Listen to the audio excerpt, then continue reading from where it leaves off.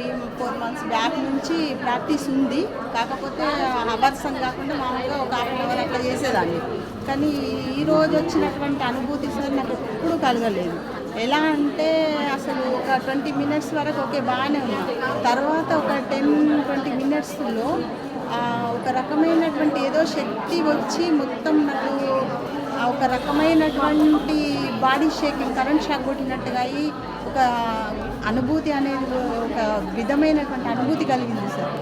అసలు ఎప్పుడు కూడా నాకు అలాంటిది కలగలేదు.